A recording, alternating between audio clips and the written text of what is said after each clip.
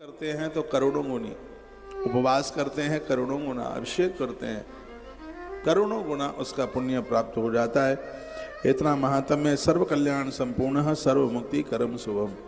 हर प्रकार से जीव का कल्याण होता है, पूर्ण शुभ और सबको मुक्ति प्रदान करने वाला ये भगवान का बंधन और पूजन है। शिव से कभी दूर मत जाइए।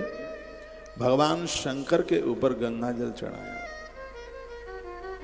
जो गंगा जल आनी चढ़ावे, जो गंगा जल आने चढ़ावे, सो सायो मुक्ति नर पावे। जो गंगा जल आने चढ़ावे, जो गंगा जल आने चढ़ावे, सो साजो मुक्ति नर पावे। जो गंगा जल आने चढ़ावे, सो सायो उसको मुक्ति न मिले, ऐसा बिल्कुल नहीं हो सकता।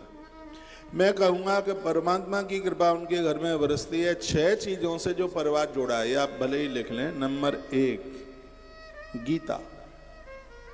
ग्रंथ बहुत हैं लेकिन श्रीमद् भगवत गीता अद्भुत है, तारतीय गीता।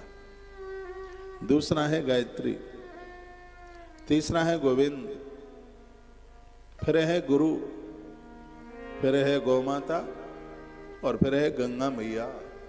ये 6 के साथ में जुड़िए। गौ माता को रोटी रोज दीजिए, गायत्री माता का स्मरण कीजिए, गुरुजनों का आह्वान कीजिए, ध्यान कीजिए। भले एक श्लोक पढ़ें, श्रीमद् भगवत गीता सबके घर में हो। कोई भी मुसलमान का घर बिना कुरान के नहीं होता। ईसाई के घर में बाइबल होती है, सिख भाई के घर में गुरबाणी होती है, लेकिन हिंदू तुम्हारे घर में क्या होता है तुम ही सोचिए, विचार कीजिए। यहाँ तक हनुमान चालीसा तक नहीं मिलता और हम कहते हैं कि हम हिंदू हैं। हिंदू वह है जिसके अंदर हीन भावना नहीं है। हिंदू वह है जो सबके कल्याण की सोचता है। हिंदू वह है जो सबका आदर करता है, सबका मान करता है। हिंदू की परिभाषा है। हिंदू के पास में त्याग है। वो लेने के लिए नहीं जीवन, वो देने के लिए जिंदगी जीता है। ये भावना उस हिंदू की है। गीता हमारा एक बड़ा प्रमुख ग्रंथ है।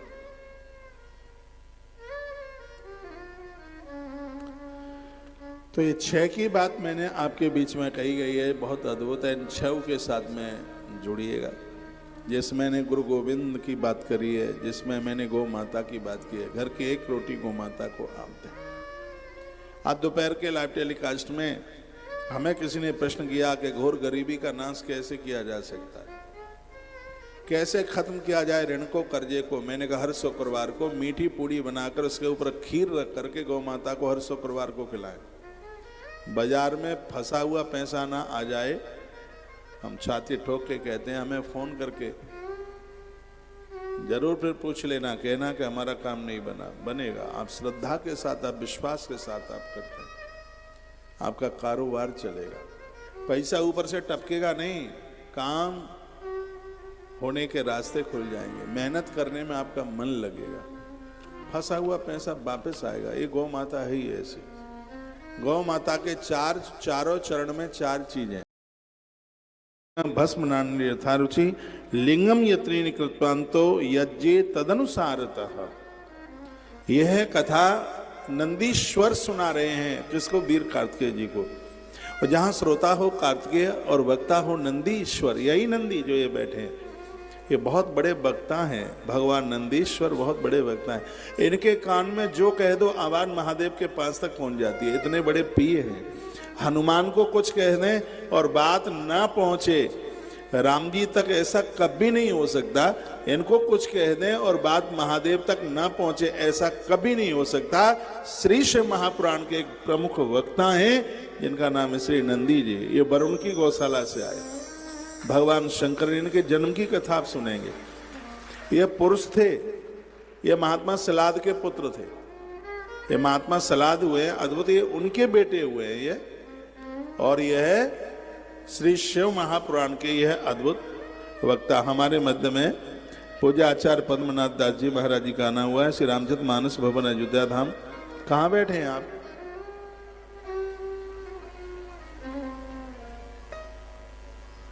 और ये सब पहले ही रख दिया करो, आप बहुत डिस्टर्ब करते हैं कथा में। पूरे टाइम मेरी प्रार्थना है कथा शुरू हो जाए तो उसको फिर कथा चलने दीजिए, जितनी भी व्यवस्था है वो सब पहले। कहाँ बैठे हैं महाराज जी जिनका नाम मैं ले रहा हूं?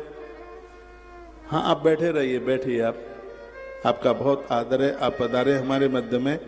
आदर्श तिवारी जी, विभाग संयोजक, अखिल भारतीय विद्यार्थी परिषद गोंडा शहर से आप आए हैं, बहुत आदर है आपका। धर्मेंद्र पांडे जी, जिला बौद्धिक प्रमुख, आप भी आए हैं, आपका आदर है। आइए वहीं आ जाए। गुड़ेन नवनीतेन भस्म नाने यथा रुचि, जो गुड़ नवनीत और भस्म का शिवलिंग बना करके और भगवान का पूजन करते हैं, फिर इसको जल में प्रवाहित किया जाता है। ऐसे घर के कलह दूर हो जाते हैं, झगड़े खत्म हो जाते हैं घर के। कितना बड़ा शिवलिंग बना, अगुष्टादाबपि तथा पूज मिक्षंत केचना। अंगूठा जितना बड़ा होता है, सुन नहीं रहे आप, जितना बड़ा अंगूठा, ये नहीं कि इतना बड़ा आप बना दें, अंगुष्ठ अंगूठे के बराबर इतना बड़ा शिवलिंग बनाकर यदि उसको आप पूजते हैं तो घर का कलह, देखो धन कितना भी हो घर में यदि झगड़ा है तो नरक बन जाता है। धन से भी पहले शांति चाहिए, इसलिए हमारा वेद क्या कहता है? धऊ शांति रंतरिक्ष गुम शांति पृथ्वी शांति रापह। वो कहता है हम नीचे ऊपर जहाँ भी कहीं रहें, यहाँ तक आकाश में रहें तो हमें शांति चाहिए, धरा पर रहें तो हमें शांति चाहिए, हर समय शांति। शांति के बिना जीवन ही कहाँ है। एक बात इस गोंडा की पवित्र व्यासपीठ से मैं और निवेदन करूँगा, उसका जीवन खत्म हो जाता है जो किसी की शांति का हरण करता है। आप रामायण तो पढ़ते हैं, मैं सरैया आश्रम पर राम कथा सुना के गया कुछ महीनों पहले, हो सकता है वहाँ ये मैंने बात नहीं बोली हो। रावण ने सीता माता का हरण किया। सीता माँ शांति का प्रतीक है। यदि कोई किसी की शांति का हरण करेगा तो हनुमान प्रकृति का तत्व है, वायु तत्व है, तो ये प्रकृति का कोई न कोई तत्व हमारी जिंदगी को समाप्त कर देगा। रावण की लंका जला करके राख कर दी। इसलिए किसी की शांति के साथ खिलवाड़ मत कीजिए। बहुत लोगों की वजह से लोग अशांत हैं, तो ये है कभी भी नहीं ये गलती ना करें। हमारी वजह से समाज में शांति बरकरार बनी रहे, ये संदेश ये हमारी कथाओं के द्वारा ये प्राप्त होता है। एक बार जयकारा लगाइए, बोल भक्त वत्सल भगवान की जय। श्री हनुमान जी महाराज की जय। जय श्री राधेश्याम। तो यह मैंने अभी आपको जो बोला श्लोक पढ़ के, गुड़े नवनीते भस्म नानित यथा रुचि, आप अंगुष्ठ मात्र बराबर नवनीत मक्खन गुड़ और भस्म का शिवलिंग बनाकर उनका पूजन, पूजा के मंत्र नहीं आते तो कोई बात नहीं लगा। अथा पंचाक्षरम नित्यम जपेद युत आदरात, ओम नमः शिवाय, इस पंचाक्षर मंत्र का उच्चारण करते ही आप पूजा कर लेते हैं तो भगवान बड़ी अद्भुत कृपा करते हैं। लेकिन दीक्षा युक्तम गुरु ज्ञाय मंत्र में यांत फलाप्त है, यह स्पष्ट लिखा है मंत्र वही प्रभावी है जिसको गुरु मुख से सुना गया। जैसे गोली बिना राइफल के काम नहीं करती, गोली पर ईंट मारो पत्थर मारो वो नहीं काम करे, लेकिन उसको बंदूक की नली में रख दो तो अपना प्रभाव दिखा देती है। जैसे गोली बिना बंदूक की नली के काम नहीं करे, उसी प्रकार से मंत्र भी गुरुदेव की बोली के बिना काम नहीं करता। ये मंत्र गुरुदेव की जीभ से ये स्फुरित होता है तभी यह प्रभावशाली होता है। ग्रंथ में तो लिखा है कि जब तक गुरुमुख से मंत्र ना सुना जाए तब तक हम किसी भी मंत्र में ओम लगाने के अधिकारी नहीं। किसी गुरुदेव से मंत्र सुनिए और फिर इसको जप कीजिए। भले ही ये बात मुझे मेरी किसी को बढ़िया ना लगे, फिर भी मैं बोलूंगा, ब्राह्मण सत पूतात्मा गुरु ज्ञानी विशेषते, गुरु ब्राह्मण ही होना चाहिए। हाँ, ब्राह्मण गुरु के बिना उसके मुख से निकला हुआ शब्द बहुत प्रभावी है। उसकी धमनियों में, उसके खून में ये सब चीज। बंदूक कोई लेकर के चले, लेकिन बंदूक तो क्षत्रिय के कंधे पर ही अच्छी लगती है। तराजू कोई भी उठाए वो तो बनिए के हाथ में ही अच्छा लगता है। शिल्पकारी कोई करे वो तो कंष्ट वर्ण के हाथ में ही अच्छा लगता है। उसी प्रकार से मंत्र कोई भी पढ़ ले रटन तो, लेकिन मंत्र तो ब्राह्मण के मुख से ही निकला हुआ बहुत बढ़िया लगता है, अद्भुत निकलता। एक बात कहूँगा, बच्चों का जब विवाह करें आप तो मंत्र पढ़ने के लिए कोई ब्राह्मण ही बुलाना। ये काम ब्राह्मण का ही है। ताको काम ताइये छाजे, नहीं तो पीठ के ऊपर मोंगरा बाजे। ये मैं जाति वाली बात नहीं कह रहा हूँ, मैं सिद्धांत वाली बात कह रहा हूँ। विद्येश्वर संहिता के अध्याय नंबर 11 का श्लोक नंबर 41 41वां है। 41वां श्लोक है। इसमें लिखा है, गुरु कैसा हो, ब्राह्मण सत पूतात्मा गुरु ज्ञानी विशेषते। सबसे पहले तो ब्राह्मण हो, जाति से भी और अपने कर्म से भी, सत्य, पवित्र और ज्ञानी, ऐसे गुरु को विशेष माना गया। लेकिन ये सब चीजें बड़े भाग्य से मिलती हैं।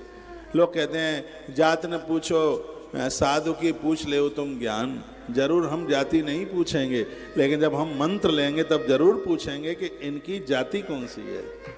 गुरु और शिष्य का रिश्ता बहुत ज्यादा अद्भुत है, बहुत ज्यादा विशेष है। तो ये बड़ी अद्भुत यह बातें कही गई। कुंभ स्नान मंत्र दीक्षा मात्र का न्यास में वचन।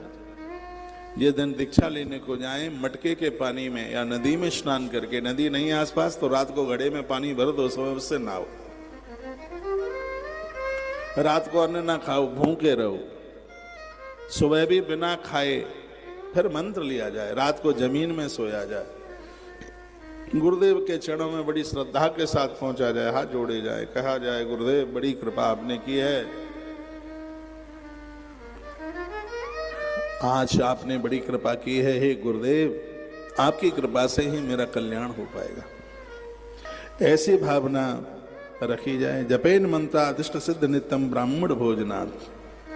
पंचाक्षर मंत्र का कितना, जो भी कोई, जब आप कोई भी अनुष्ठान करते हैं उसके बाद में ब्राह्मण भोजन के द्वारा ही अनुष्ठान पूरा होता है। ऐसा श्री नंदी जी महाराज ने कहा। सर्व पाप विनिर्मुक्ता सत्य पदम लवेत। भगवान महादेव अथवा सतरात्रम विशुद्ध पंचरात्रिकम। कभी कोई तीर्थ में आप जाते हैं तो तत्र स्नात्वा तथा दत्वा जपता में शिवम व्रजेत। वहाँ तीर्थ में स्नान कीजिए। शिव गंगेत विज्ञा शिवस्य वचनम यथा। ये शंकर जी का वचन है कि शंकर जी के तीर्थ में जो जल है वो शिव गंगा के नाम से है, वो साक्षात शिव गंगा के नाम से है। पुण्य क्षेत्र स्थावापी कोपाद्यम पुष्कराण च शिव गंगेत विज्ञा शिवस्य वचनम यथा। ये भगवान शंकर के शब्द है। तीर्थ के प्रकोष्ठ में जो जल है वो साक्षात भगवती गंगा के स्वरूप में है। जाएं, कम से कम एक रात्रि तो रुकिए, नहीं तो यहाँ 7-5 रात्रि का वर्णन किया गया है। आप कितने भी जल्दी में तीर्थ में आप जाते हैं तो एक रात जरूर वहां रुक करके आइएगा। एक रात्रि रुकें। क्यों रुकें एक रात? इसलिए सतयुग में 12 वर्ष तीर्थ में रहने से इतना पुण्य मिलता था, कलयुग में एक रात्रि तीर्थ में रहकर उतने फल की प्राप्ति हो जाती है। इसलिए बाबा तुलसी ने कहा था कि कलयुग युग समान नहीं जो कर नर विश्वास।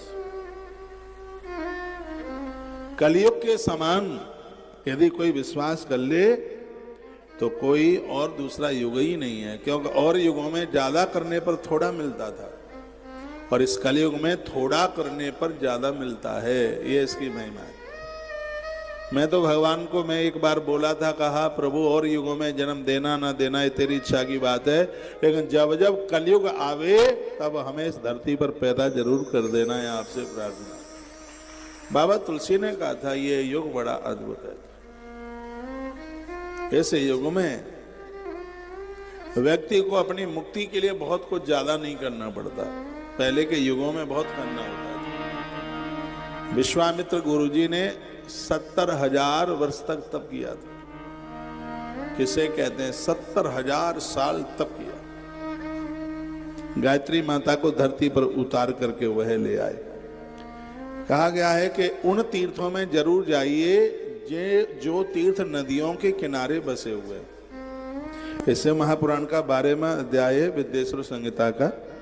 इसमें नदियों के प्रभाव और उनके मुखों का वर्णन किया गया। कहा सरस्वती नदी पुण्या प्रोक्ता षष्ठी मुखा तथा तत्तीरे बसेत प्राज्ञा क्रमाद ब्रह्म पदम लभेत। सरस्वती माता को षष्ठी मुखा 60 मुख वाली नदी कहा गया है। और यह कुरुक्षेत्र के आसपास नदी बहती है। कभी समय मिले तो आप साल में 6 महीने में जब टाइम मिले कुरुक्षेत्र की यात्रा जरूर कीजिएगा। कुरुक्षेत्र को बहुत बड़ा तीर्थ कहा गया। कहते हैं कि कुरुक्षेत्र में किसी भी प्रकार से किसी की मृत्यु हो जाए, कुरुक्षेत्र में मरने वाला मुक्ति को ही प्राप्त होता है। इसके संदर्भ में एक छोटी सी कथा मैं आपको सुना दूं।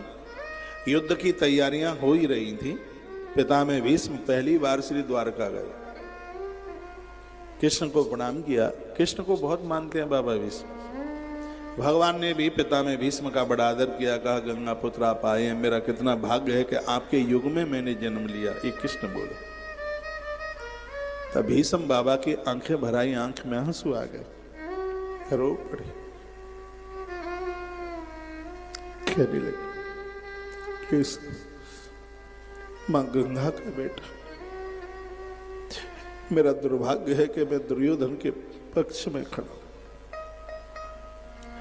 क्या बताऊं, मैंने अपने पिता महाराज को वचन दिया था कि जो हस्तिनापुर की गद्दी पर बैठा होगा मेरा जीवन उसके लिए समर्पित होगा, उसके लिए जीऊंगा और उसी के लिए मरूंगा।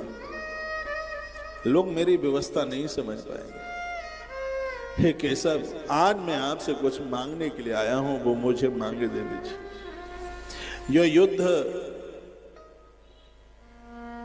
बागप्रस्थ में होने वाला है, जिसे आज बागपत कहते हैं, महाभारत का युद्ध बागपत की तरफ, मेरठ की तरफ होने वाला था और प्रस्ताव पूरा पास हो गया था कि युद्ध मेरठ की तरफ होगा, बागपत की तरफ।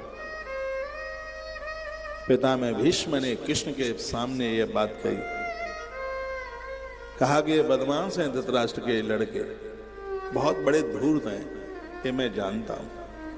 करूं क्या, मैंने यहां का अन्न पानी खाया है, ये मरेंगे, इनकी दुर्गति होगी। प्रभु, हमारे पुरखे हुए हैं कुरु, और देवराज इंद्र ने उनको वरदान दिया। उन्होंने कहा था कि कुरुक्षेत्र की धरती पर पापी भी मरेगा तो उसकी दुर्गति नहीं होगी, उसका कल्याण हो जाएगा। इसलिए युद्ध कुरुक्षेत्र की धरती पर हो जाए तो धृतराष्ट्र के बदमाश तर जाएंगे, इनका भी उद्धार कल्याण हो जाएगा। इसलिए वो युद्ध कुरुक्षेत्र में जाकर के हुआ। कुरुक्षेत्र की धरती पर जान अनजान में कैसे भी किसी की मृत्यु होती है तो उस जीव का बिल्कुल निश्चित रूप से कल्याण होगा। मेरे इस तीर्थ के प्रति इतनी आस्था है, इतनी श्रद्धा है, मैं वर्ष में कम से कम एक बार, भले एक रात के लिए जाऊं, मैं कुरुक्षेत्र जब से मैंने महिमा पढ़ी है तब से मैंने जाना शुरू किया। और ये जरूरी नहीं है किसी फिक्स टाइम पर ही आप जाएं, जब भी समय मिल जाए वर्ष में एक बार आप हर वर्ष कुरुक्षेत्र की यात्रा जरूर कीजिए। हम जैसे लोग तीर्थों के बारे में बता रहे हैं जिन्हें पता ही नहीं है। आपके बगल में इतना बड़ा तीर्थ है, ज्यादा दूर नहीं है, बिठूर, कानपुर से रास्ता जाता है, आर्यावर्त लिखा है इसका नाम ग्रंथ में। लव कुश की जन्मभूमि है, श्री ध्रुव जी महाराज की जन्मभूमि है। ब्रह्मा जी की खड़ाओं का प्रथम पूजन इसी स्थान पर हुआ। और आनंद की बात है कि महर्षि वाल्मीकि जी ने वाल्मीकि रामायण भी इसी स्थान पर लिखी है। कोई बताता नहीं है बातें से, इतना बड़ा तीर्थ है ये। और आज ये तीर्थ बिल्कुल लुप्त हैं। जागृत होने चाहिए लोगों को, इसके बारे में पता होना चाहिए। आप सोइए नहीं, 2 पंक्तियां में भगवान महादेव के चरणों में समर्पित करता हुआ और आज की कथा छूट गई ना तो समझ लेना कि बहुत बड़ा नुकसान हो गया। बीच में से बिल्कुल जाना नहीं है।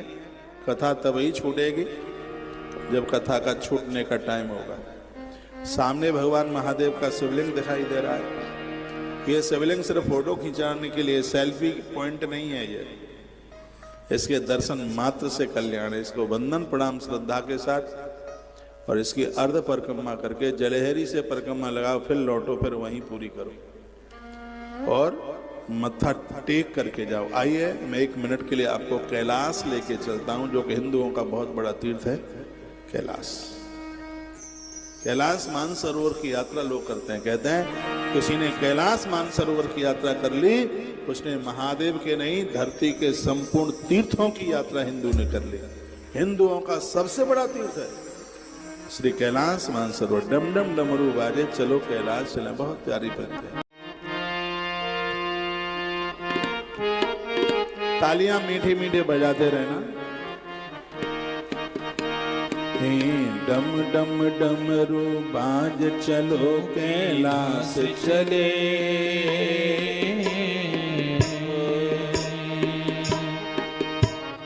डम डम डमरू बाज, चलो कैलाश चले। वो नंदी के असवार गोरज के साथ मिले, वो नंदी के असवार गोरज के साथ चले। डमरू बाजे चलो कैलाश दोनों हाथ। वो नंदी के असवार गोरज के साथ मिले, वो नंदी के असवार गोरज के साथ चले। डम डम डमरू बाज, चलो कैलाश चले। वो नंदी के असवार गोरज के साथ चले, वो नंदी के असवार गोरज के साथ मिले। ये हो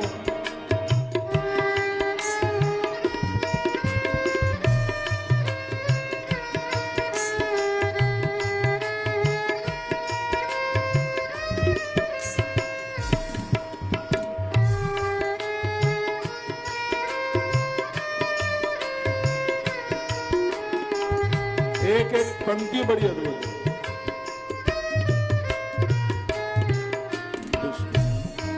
कृष्ण जी ने फूल चढ़ाए, शिव लक्ष्मी के घर आए। कृष्ण जी ने फूल चढ़ाए, शिव लक्ष्मी के घर आए। देवों के रोम खिले, देवों के रोम खिले। वो नंदी के सवार गोरज के साथ मिले। इसलिए यहीं बैठ जाइएगा, यहाँ से जाना नहीं है। महादेव ने कहा अपराधी है मरेगा और तुम्हारी विजय होगी, मेरा वरदान है। वही पंक्ति लिखिए। श्री राम को युद्ध जिताया, पापी रावण मरवाया। श्री राम को युद्ध जिताया, पापी रावण मरवाया। कष्ट संकर जी हरे, कष्ट शंकर जी हरे। वो नंदी के असवार गोरज के साथ मिले, वो नंदी के असवार गोरज के साथ मिले। डम डम डमरू बाज, चलो कैलाश चले,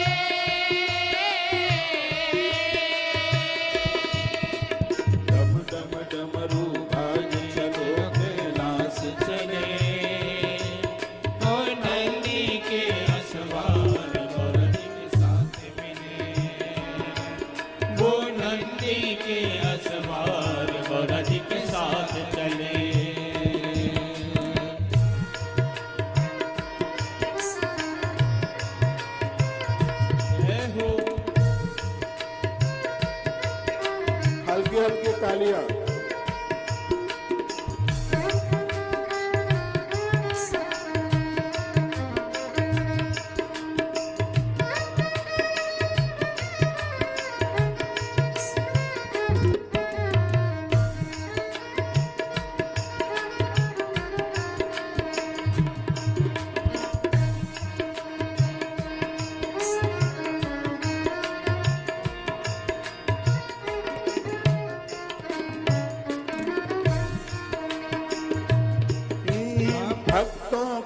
त्रिपुरारी, प्रभु होते भी तुमसे हारी।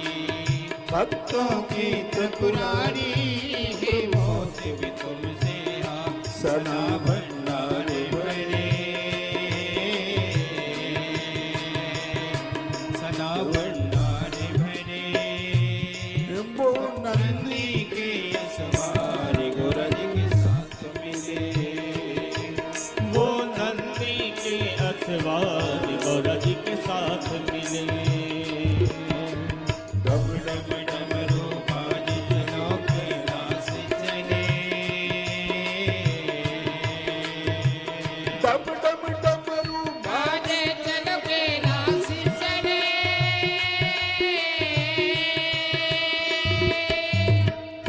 डम डमरू बाजे चलो कैलाश चले।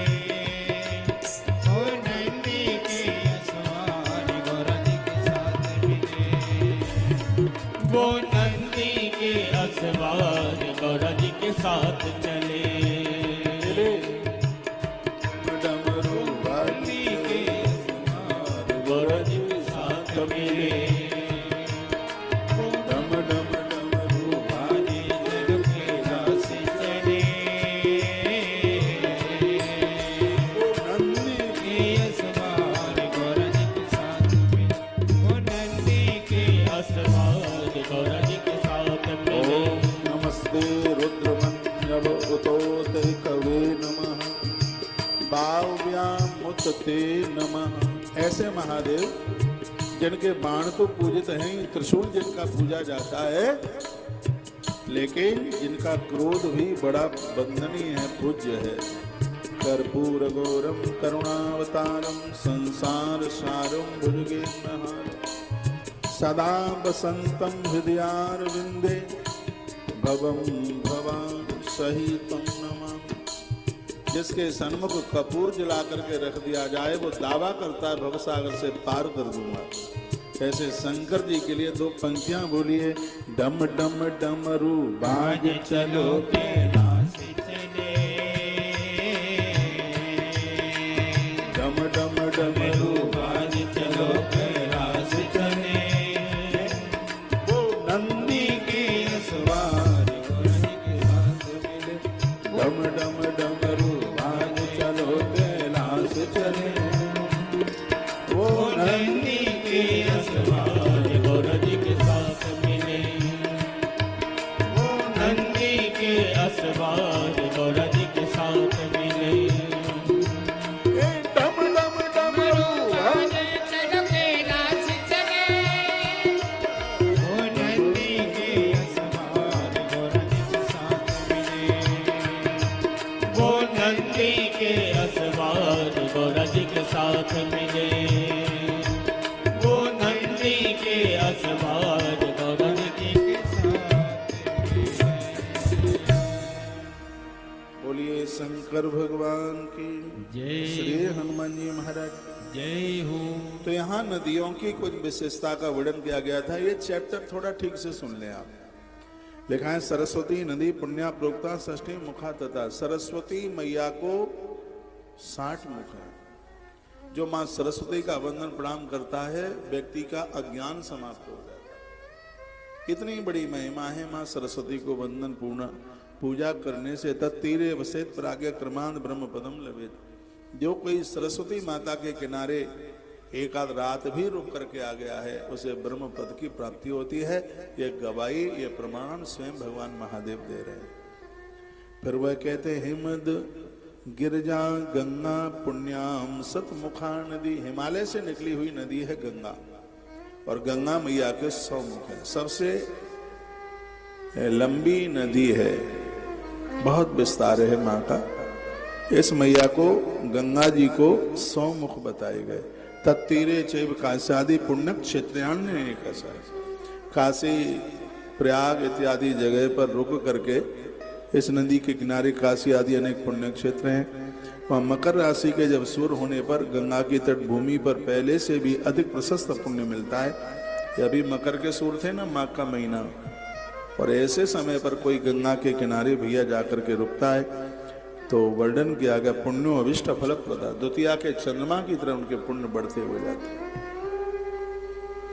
अब आपका तो मुझे पता नहीं आप प्रयाग गए कि नहीं माघ के महीने में। जहां तक मेरी आवाज जा रही है, भले आप 2 दिन के लिए जाएं, 1 रात के लिए जाएं, हर वर्ष माघ मेले में जरूर जाइए।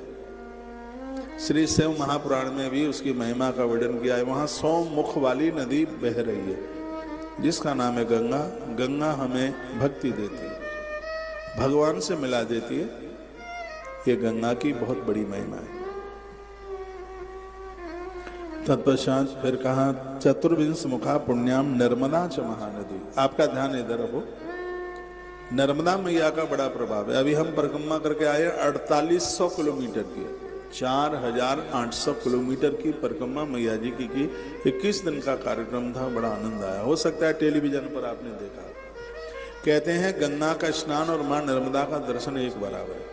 Welcome back to my channel. हर हर महादेव, जय माता दी। कैसे हैं आप लोग? आशा करती हूँ कि आप सभी सही होंगे। आज फिर एक वीडियो लेके आई हूँ। वीडियो अच्छी लगे तो प्लीज़ लाइक कमेंट शेयर ज़रूर करना। आज की वीडियो बहुत ख़ास है, वीडियो को फुल वॉच करें, स्किप मत कर देना, नहीं तो आपको कुछ नहीं पता लग पाएगा। ऐसे ही नई नई अपडेट के लिए मेरे चैनल को सब्सक्राइब कर लेना। हर हर महादेव, घर घर महादेव, जय माता दी।